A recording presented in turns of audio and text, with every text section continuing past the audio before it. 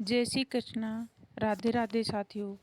आज हम RPSC first grade में ये टॉपिक चलता है हिंदी में साधारणीकरण। साधारणीकरण का सिद्धांत किसने दिया था, इसके बारे में पढ़ेंगे और कविता में इसका क्या महत्व है, किसका साधारणीकरण होता है।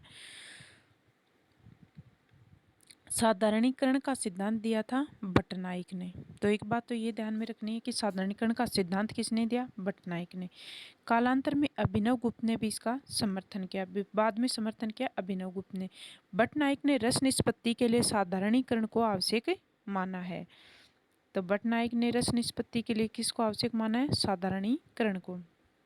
इसका साधारणीकरण का अर्थ होता है असाधारण का साधारण या विशेष का निर्विशेष हो जाना। साधारणीकरण को साधारण शब्दों में समाजीकरण सामान्यीकरण भी कहा जा सकता है। कवि और पाठक की चित्तवृत्तियों का एक तान एक लय हो जाना अथवा दोनों में मैं और पर का द्वैध, मैं और पर होता है दूसरा, मैं यानी स्वयं का द्वैध दूर हो जाना ही क्या है, साधारणीकरण है। साधारणीकरण प्रक्रिया में विभाव आदि का विशेष तत्व समाप्त हो जाता है और वह व्यक्ति विशेष तक सीमित न रहकर सर्वसाधारण तक व्याप्त हो जाता है। वही क्या है, साधारणीकरण है। काव्य में वर्णित आश्रय की अनुभूति के साथ पाठक की अनुभूति का तादात्म्यकरण ही साधारणीकरण है। साधारणीकरण को आधुनिक शब्दावली में समानानुभूति भी कहा जाता है। अभिनव गुप्त के अनुसार साधारणीकरण की अवस्था में सामाजिक ममत्व या परत्व के भाव से मुक्त हो जाता है। रचनाकार व पाठक के मध्यम अनुभूतियों का तादात्म्य ही स्थापित करना क्या है, साधारणीकरण है। साधारणीकरण के सिद्धांतों की तुलना पाश्चात्य साहित्य के निर्व्यक्तिवाद सिद्धांत से भी की जाती है। तो इसकी तुलना किससे की जाती है, निर्व्यक्तिवाद सिद्धांत से। कविता में साधारणीकरण किसका होता है, ये प्रश्न विवादित है। यानी अभी तक इस प्रश्न पर विवाद बना हुआ है कि साधारणीकरण होता किसका है। अलग अलग विद्वानों ने अलग अलग बात बताई, तो जिनके बारे में कुछ महत्वपूर्ण विद्वान उनके बारे में अपन जानकारी लेते हैं।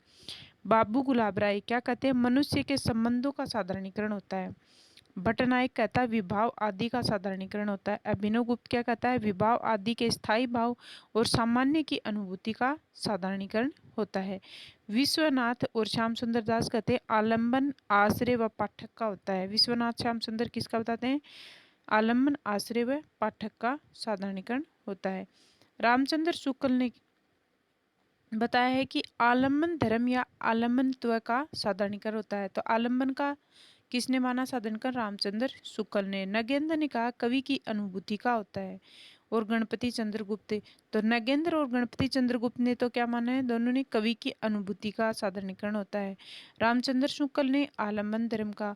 बाबू गुलाब राय ने कहा कि नाटक के प्रपंच नाटककार और प्रेक्षक का साधारणीकरण होता है। रामदहिन मिश्र कवि की भावना का साधारणीकरण होता है। आचार्य केशव के प्रसाद मिश्र और बाबू श्याम सुंदर दास ने साधारणीकरण का संबंध योग की मधुमती भूमिका से जोड़ा है। तो केशव प्रसाद मिश्र और श्याम सुंदर दास ने किससे जोड़ा है, योग की मधुमती भूमिका से। योग में जिस दशा का नाम मधुमती भूमिका है, साहित्य में उसी दशा का नाम साधारणीकरण है। इतना ही बड़ा टॉपिक था हमारा साधारणीकरण। साथियों, अगर आपको ऐसे ही और टॉपिक के बारे में जानकारी लेनी है तो आप कमेंट बॉक्स में कमेंट छोड़ सकते हैं। अगर आपको वीडियो अच्छा लगे तो इसे लाइक कीजिए, चैनल को सब्सक्राइब कीजिए। धन्यवाद साथियों।